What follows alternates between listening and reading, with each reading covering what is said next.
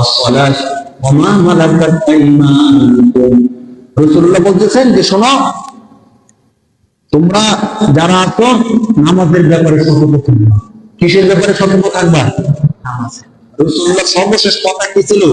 আমরা যেন নামাজের ব্যাপারে সতর্ক থাকি। আরো তো ইবাদত আছে, হজ যাকাত আমরা আলোচনা করছিলাম। নামাজ যে গুরুত্বপূর্ণ রাসূলের এই শেষ কথার দ্বারা কিন্তু প্রমাণ হয়।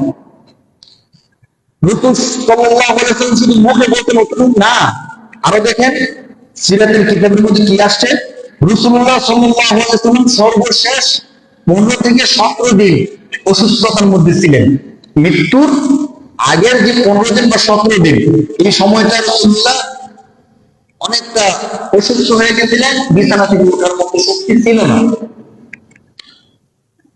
এর কাছাকাছি সময়ে রাসূলুল্লাহ সাল্লাল্লাহু আলাইহি ওয়াসাল্লাম যখন নিজে নিজে হাঁটতে পারতেন না, উঠতে পারতেন না, সিরাতের কিতাবের মধ্যে আসছে যে রাসূলুল্লাহ সাল্লাল্লাহু আলাইহি ওয়াসাল্লাম কখনো বাসায় না, মসজিদের মধ্যে গিয়ে জামাতের সাথে নামাজ আদায় করতেন। সুবহানাল্লাহ।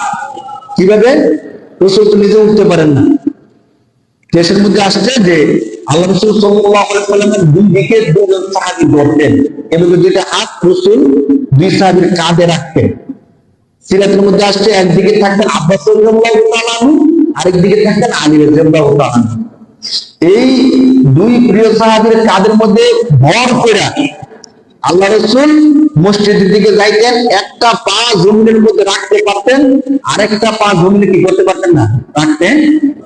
চিন্তা করে দেখেন, আমরা একটু বৃষ্টি হইলে বা আকাশটা একটু বৃষ্টি হবে হবে ভাব বা রাত্রে অন্ধকার হইলে আমরা কি করি না, মসজিদে আসি না।